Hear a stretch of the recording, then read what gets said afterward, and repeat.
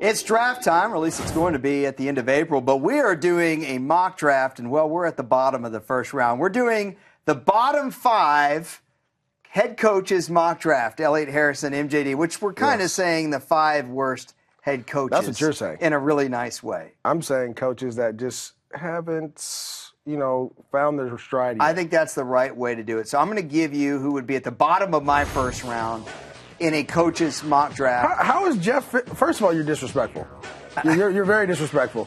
How is Jeff Fisher? He goes 8-8 every year. That means he's better than 28. He hasn't been going 8-8. And for me, with Jeff Fisher, he doesn't have his quarterback situation figured out right now, and they need to be able to compete. And they have not competed in that division in a really long time. You know what? I think You're Jeff Fisher can coach. Dude. I think Jeff Fisher can coach. No, you don't. But at some point, you got to do better than 7-9. But I'd like to talk about someone. You bite your tongue. You say nothing negative, or I'm going to jump on you. Okay. Or they're going to have me on here. Gus Bradley, put my hands I think, is a very good defensive coach. Defensive? He is. He's a good defensive. Oh, go ahead. I saw what their offense did this past season, but that's not his work, the offense. His job is to run the entire team, not to run the offense specifically. So I don't want to give their offensive explosion last year, I don't want to give all that credit over to Gus Bradley. I think at some point you have to reach 500 in this league, and he has not been able to do it. Does that mean he can't coach? No.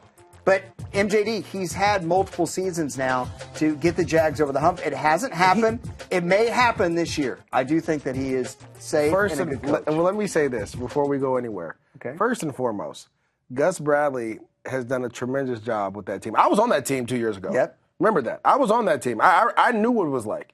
It wasn't nice. It wasn't pretty. Tell me what you told me off camera about most head coaches going to Jacksonville. Most head coaches in that situation would have lost their mind and cussed out. I agree. And went crazy. Gus hasn't done that. He's kept his composure. He has a philosophy, and he's stuck with it. Not only that, most head coaches, again, and you hear this throughout the league, they will build their baby first. So obviously Gus is a defensive coach. He would have built his defense first. But he understood that we needed to build an offense before that, and he was able to sit on the back burner because he trusted the process. Now he has opportunity. You're going to start seeing them go defense in the first round, second round. They're going to build this defense up. And I think, again, the next year or two, they'll be one of the top teams in the league. And then we'll be having this segment. And then people will look back. We'll go, because it's on the internet. So we'll go back and people will be like, look, he said he's a top 5 coach. I'm like, hey. You know what? I agree with you. Let's take a look at your bottom 5.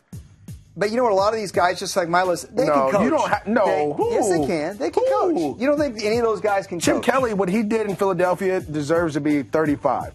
No disrespect. But there's only 32. You told me that this was not the worst 5 head coaches, but now you're telling me none of these guys can coach. I didn't say that. I'm saying Adam Gase, he gets a job because he worked with Tim Tebow and Peyton Manning. Yes. And Jay Cutler. And Jay Cutler, but he didn't really improve Jay Cutler. Well, let's talk about the highlighted guy, Jay Gruden. Took the Redskins to the playoffs. He did. But my thing is that you can't be a one-year wonder coach.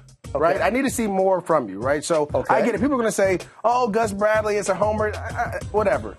But Jay Gruden, this guy comes in here, you run off the star player in RG3. You get Cousins. Now, Cousins had a great year, don't get me wrong. Fantastic year. Right. But let's see what they do now when they have tape on him. Let's see how he plays the next year. And I think that's the key for a coach is when you have a solidified team. Now, your team is solidified. You have a really good defense, or you had one before you let all the pieces go. You have an offense, you have a quarterback, you have some explosive players. What can you do the next year? I just think a guy after 2 years, you just can't throw him in there and say, oh, he's a top 5 coach or a top 20 coach. Okay. You have to have more consistency than that. I disagree with you that he ran RG3 off. I mean, RG3 played himself out of a job. And Gruden took the Redskins to the playoffs. I'm just saying. Me, you, and the rest of the staff and the second floor crew can get a team together and compete in the NFC East with the way they played last year.